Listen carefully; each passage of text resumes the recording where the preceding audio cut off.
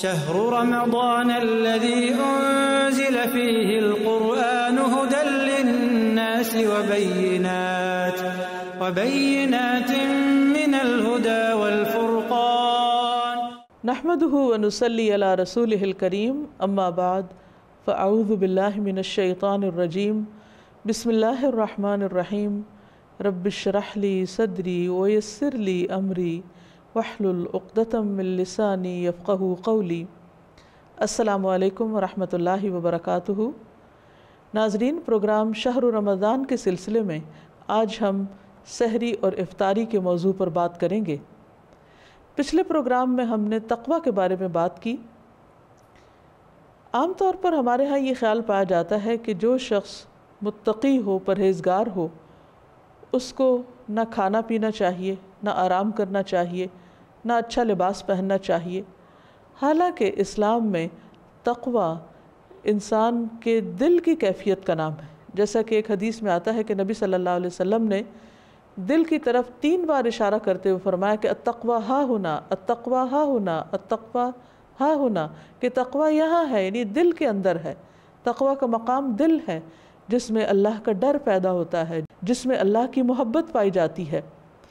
اللہ کی محبت اور اللہ کا ڈر، اور اس ڈر کی وجہ سے گناہوں سے بچنے کی جو طاقت ہے، یا اس کی جو کیفیت ہے، یا اس کا جو احساس ہے، اسی کا نام تقوی ہے۔ اس کا مطلب یہ نہیں کہ انسان کھانا پینا چھوڑ دے۔ اس کے برعکس ہم دیکھتے ہیں کہ رمضان میں جہاں دن کے وقت کھانا پینا منع ہے، وہاں سحری اور افطاری کے وقت کھانے پینے کی خاص تاکید کی گئی ہے۔ اگرچہ اس کی اپنی حدود ہیں اور ایک سلیقہ ہے، لیکن اس پر نبی صلی اللہ علیہ وسلم کی بہت سی احادیث ہماری رہنمائی کرتی ہیں۔ ہمارے ہاں عموماً بعض لوگ سحری کھاتے ہی نہیں اور بعض ضرورت سے زائد کھا لیتے ہیں۔ ان دونوں انتہاؤں کے درمیان اعتدال کی راہ اختیار کرنا ضروری ہے۔ نبی صلی اللہ علیہ وسلم نے فرمایا، ثلاث من اخلاق النبوۃ تعجیل الافطار وتأخیر السحور ووضع الیمین علی الشمال فی الصلاۃ۔ 3 کام اخلاق نبوت میں سے ہیں: افطاری میں جلدی، سحری میں تاخیر، اور نماز میں دائیں ہاتھ کو بائیں پر رکھنا۔ ایک اور جگہ پر فرمایا، ہم انبیاء کی جماعت ہیں، ہم حکم دیے گئے ہیں کہ ہم افطار میں جلدی کریں اور سحری میں تاخیر کریں۔ تو ان دونوں احادیث سے یہ پتہ چلتا ہے کہ افطار میں جلدی اور سحری میں تاخیر پسندیدہ ہے۔ یعنی ایک حد تو رکھی گئی کہ اس سے آگے انسان کھا پی نہیں سکتا، لیکن اس احتیاط کا مطلب یہ نہیں، اس تقوی کا مطلب یہ نہیں کہ انسان 1-2 گھنٹہ پہلے ہی کھا کر فارغ ہو جائے، بلکہ زیادہ پسندیدہ یہ ہے کہ آخری وقت میں کھائے۔ اسی طرح افطار کے موقع پر تاخیر کرنے میں کوئی نیکی نہیں۔ عموماً دور زوال میں یہ دیکھا گیا ہے کہ لوگ دین کی اصل روح کو چھوڑ کر، اس کی اسپرٹ کو چھوڑ کر، اس کے فارم یا اس کی ظاہری شکل پر بہت توجہ دیتے ہیں، یا پھر اس میں بھی کچھ اپنی طرف سے انوویشن شروع کر دیتے ہیں، اور اللہ اور اس کے رسول صلی اللہ علیہ وسلم کے دیے ہوئے معیار کے خلاف نیکی اور تقوی کے کچھ اپنے معیار بنا لیتے ہیں، حالانکہ ان کی کوئی ضرورت نہیں، دین تو مکمل ہو چکا ہے۔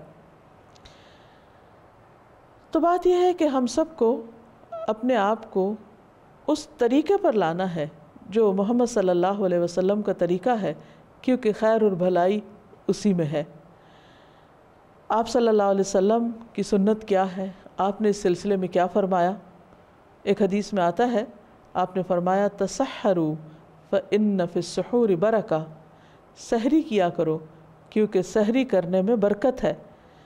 یعنی سحری کا کھانا اگرچہ بعضوں کا دل نہیں چاہتا، چند لقمے بھی انسان لے لے تو اس سے روزہ بہترین گزرتا ہے، بنسبت اس کے کہ انسان کچھ بھی نہ کھائے اور پھر کمزوری کا شکار ہو اور اس سے دن کی نمازیں جو ہیں وہ بھی متاثر ہو جائیں اور شام کے وقت بھی وہ طبیعت کی خرابی کا شکار ہو جائے، تو یہ درست نہیں۔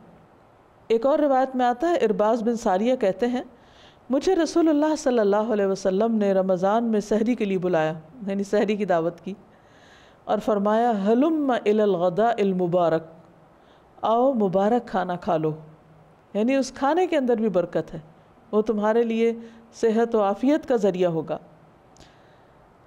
آپ نے یہ بھی فرمایا کہ جو شخص روزہ رکھنا چاہے اسے کسی چیز سے سحری کر لینی چاہیے، یعنی جو بھی اس کو ملے، خواہ پانی کا ایک گھونٹ ہی کیوں نہ ہو۔ ایک اور روایت میں آتا ہے، عبداللہ بن حارث نبی صلی اللہ علیہ وسلم کے ایک صحابی سے روایت کرتے ہیں کہ ایک شخص نبی صلی اللہ علیہ وسلم کی خدمت میں حاضر ہوا جب کہ آپ سحری کھا رہے تھے۔ آپ نے فرمایا یہ سحری برکت ہے جو اللہ نے تمہیں عطا فرمائی ہے، لہٰذا اسے مت چھوڑا کرو۔ تو گویا رمضان جو برکتوں کا مہینہ ہے اس میں ایک خاص برکت سحری کے اندر پائی جاتی، یعنی بظاہر کھانا پینا ایک دنیاوی عمل ہے، اس کو عموماً ہم عبادت نہیں سمجھتے، لیکن رمضان میں کھانا بھی عبادت بن جاتا ہے، وہ بھی خیر و بھلائی اور برکت کا ذریعہ بنتا ہے۔ نبی صلی اللہ علیہ وسلم نے فرمایا تم لوگ اپنے اوپر صبح کا کھانا لازم کر لو، اس لیے کہ وہ صبح کا مبارک کھانا ہے۔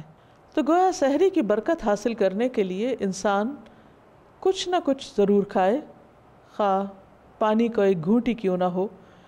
نبی صلی اللہ علیہ وسلم نے فرمایا سحری کھانا باعث برکت ہے، اس لیے ترک نہ کرو، خواہ پانی کا ایک گھونٹ ہی پی لیا کرو۔ ایک اور دلچسپ بات یہ ہے کہ سحری کھانے والوں پر رحمتیں نازل ہو رہی ہوتی ہیں، یعنی اس وقت انسان کھا پی رہا ہوتا ہے۔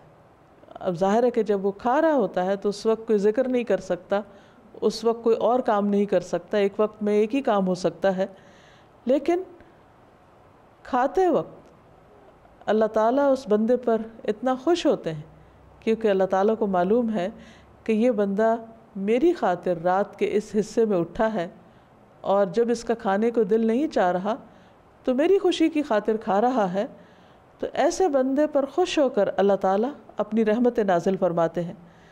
حدیث میں آتا ہے ان اللہ و ملائکتہ یصلون علی المتسحرین، یقیناً اللہ اور اس کے فرشتے سحری کھانے والوں پر درود بھیجتے ہیں، یعنی اللہ تعالیٰ کی طرف سے ان پر رحمتیں اور برکتیں نازل ہوتی ہیں اور فرشتے ان کے لیے رحمت اور بخشش کی دعا کرتے ہیں۔ پھر اسی طرح ہمیں یہ بھی پتہ چلتا ہے کہ کھجور بہترین سحری ہے، یعنی کھانے کو تو انسان اپنی پسند کا کوئی بھی حلال کھانا کھا سکتا ہے، لیکن نبی صلی اللہ علیہ وسلم نے کس کھانے کو پسندیدہ قرار دیا؟ فرمایا نعم سحور المؤمن التمر، کھجور مومن کی بہترین سحری ہے۔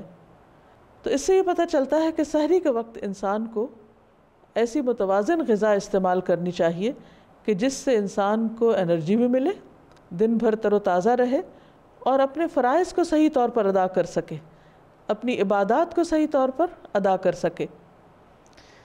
اسی طرح افطاری کا وقت بھی بہت برکتوں اور رحمتوں کا وقت ہے، اس کا بھی اہتمام کرنا چاہیے، لیکن اس سے پہلے ہم ایک چھوٹی سی بریک لیتے ہیں۔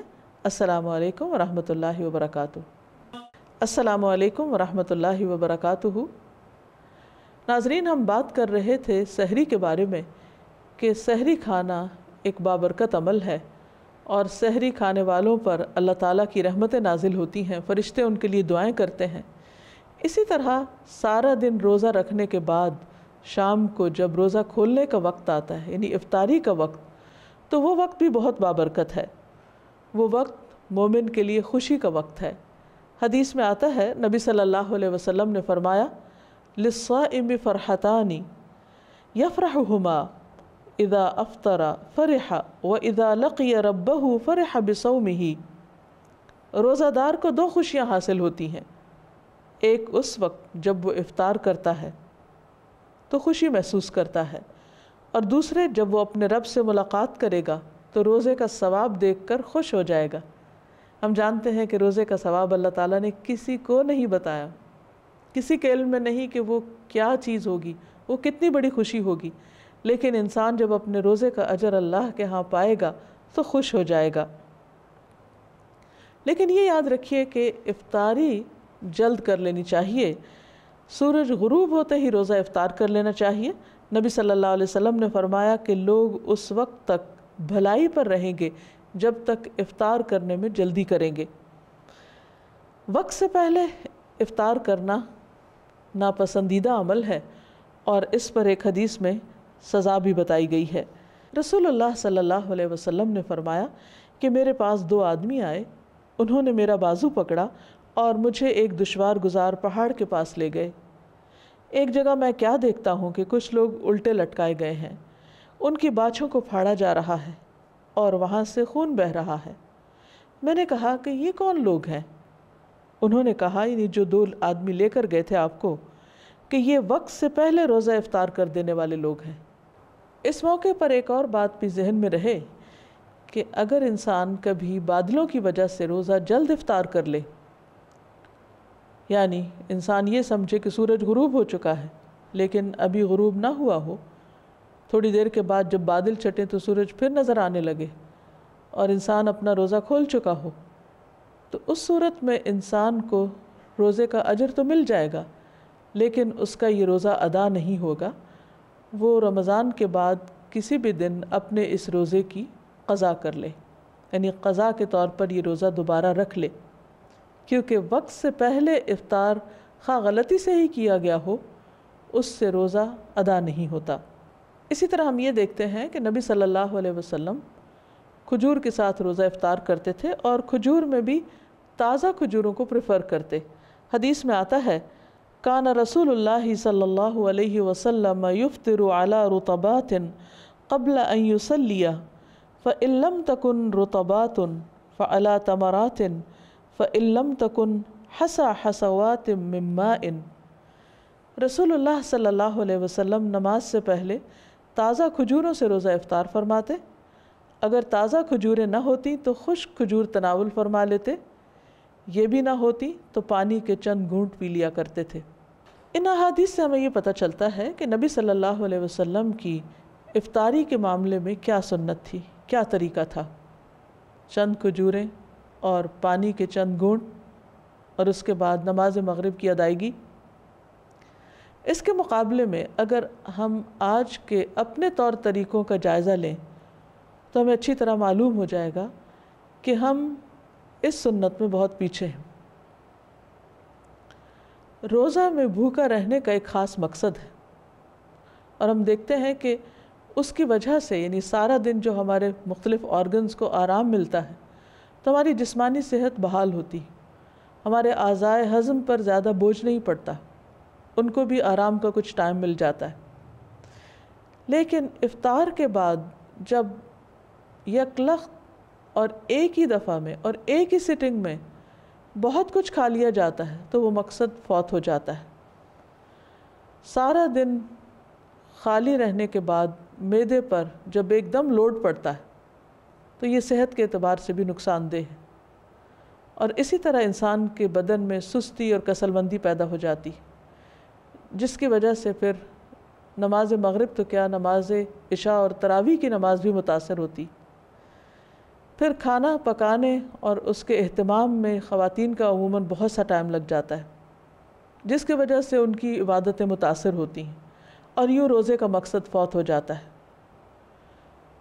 ان تمام چیزوں میں ہمیں اسوہ حسنہ کی پیروی کرنی چاہیے اور کھانے پینے کے اندر بھی اعتدال پیدا کرنا چاہیے۔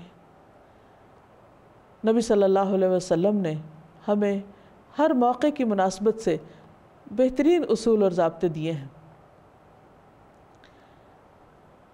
یہ موقع جو بالکل روحانیت کا وقت ہوتا ہے، یعنی افطاری کا وقت، انسان کے اندر ایک خاص قسم کا پیس اور سکون ہوتا ہے۔ اس وقت کو کھانے پینے کے ہنگامے کی نظر کر دینا، روزے سے صحیح طور پر فائدہ نہ اٹھانا ہے، کیونکہ دن بھر کے مقابلے میں آخری وقت میں انسان پوری طرح ٹھہر جاتا ہے، اس کے اندر ایک خاص سکون کی کیفیت ہوتی۔ بہتر اور مناسب تو یہی ہے کہ اس وقت میں انسان اللہ کا ذکر کرے، دعائیں مانگے، اللہ تعالیٰ سے قرب کی ایک خاص کیفیت جو پیدا ہونے لگتی ہے اس کا لحاظ رکھے، اس سے فائدہ اٹھائے، اور پھر صرف اپنے کھانے پینے پر ہی توجہ نہ دے بلکہ دوسرے لوگوں کو کھلانے کا بھی انتظام کرے، اسی لیے نبی صلی اللہ علیہ وسلم نے دوسروں کو افطار کرانے کا خاص اجر اور ثواب بتایا۔ حدیث میں آتا ہے، آپ نے فرمایا کہ من فطر صائما کان لہ مثل اجرہ غیر انہ لا ينقص من اجر الصائم شیئا۔ جس نے روزہ دار کو روزہ افطار کرایا اسے بھی اتنا ہی اجر ملے گا جتنا روزہ دار کے لیے ہوگا، اور روزہ دار کے اس اجر سے کم کوئی چیز نہیں ہوگی، یعنی روزہ دار کو پورا پورا اجر دیا جائے گا، لیکن اتنا ہی اجر روزہ کھلوانے والے کو بھی دیا جائے گا۔ اس لیے چونکہ رمضان ہمدردی اور غمخواری کا مہینہ بھی ہے، تو جہاں انسان خود سحری اور افطاری کا اہتمام کر کے، یعنی ان کو ترک نہ کر کے، ان کا اہتمام کر کے اجر و ثواب کماتا ہے، وہاں دوسروں کا روزہ افطار کرانے اور دوسروں کی سحری کا انتظام کرنے، اور ایسے لوگوں کو جو کہ بہت سی نعمتوں سے محروم ہیں ان تک خیر اور بھلائی پہنچانے سے بھی بے پناہ اجر و ثواب کما سکتا ہے۔ اس لیے ہم سب کو چاہیے کہ ہم ان کاموں میں آگے بڑھیں ہمیں اللہ کے قریب کرنے والے ہوں، جن میں سے ایک بھوکے کو کھانا کھلانا ہے۔ رمضان سے پہلے ایسے گھروں میں انسان راشن پہنچائے، ان لوگوں کا خیال رکھے کہ جن کے بارے میں معلوم ہو کہ وہ اپنی سحری اور افطاری کا انتظام بہتر طور پہ نہیں کر سکتے۔ لیکن اگر پہلے اس کا خیال نہیں آیا تو اب بھی ہم اپنے آس پاس دائیں بائیں ایسے لوگوں کو تلاش کر سکتے ہیں کہ جن کو ہم خاص طور پر اس خیر میں شریک کریں، یعنی وہ بھی سحری اور افطاری کا اہتمام کر سکیں۔ عموماً جب ہم سحری کے وقت خود کھا رہے ہوتے ہیں تو دوسروں کا خیال ہمیں نہیں آتا، یا افطار کے وقت جب ہم صرف خود نہیں افطار پارٹیوں کا اہتمام کر رہے ہوتے ہیں تو عموماً اس میں محروم طبقات کو محروم ہی رکھا جاتا ہے۔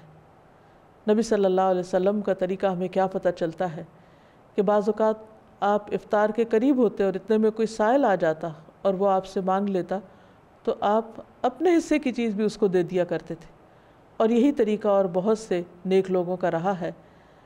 اس لیے بہت ضروری ہے کہ ہم اس کام میں نبی صلی اللہ علیہ وسلم کی سنت کو فالو کریں، اور یہ یاد رکھیں کہ یہ شہر الطعام نہیں بلکہ شہر الصیام ہے، اور افطار کے وقت دعاؤں کا بھی اہتمام کریں۔ نبی صلی اللہ علیہ وسلم نے روزہ کھولتے وقت یہ دعا سکھائی ہے، ذهب الظمأ وابتلت العروق وثبت الاجر انشاء اللہ۔ پیاس ختم ہو گئی، رگیں تر ہو گئیں، اور روزے کا ثواب انشاءاللہ پکا ہو گیا۔ اسی طرح آپ روزہ افطار کروانے والے کو بھی دعا دے سکتے ہیں۔ رسول اللہ صلی اللہ علیہ وسلم نے حضرت سعد بن عبادہ کے پاس روزہ افطار کیا تو ان کو یہ دعا دی، افطر عندکم الصائمون واکل طعامکم الابرار وصلت علیکم الملائکہ۔ روزے دار تمہارے ہاں روزہ افطار کرتے رہیں اور نیک لوگ تمہارا کھانا کھاتے رہیں اور فرشتے تمہارے لیے دعائیں کرتے رہیں۔ وآخر دعوانا ان الحمد للہ رب العالمین۔ اس کے ساتھ ہی ہم اپنے پروگرام کا اختتام کرتے ہیں۔ السلام علیکم ورحمۃ اللہ وبرکاتہ۔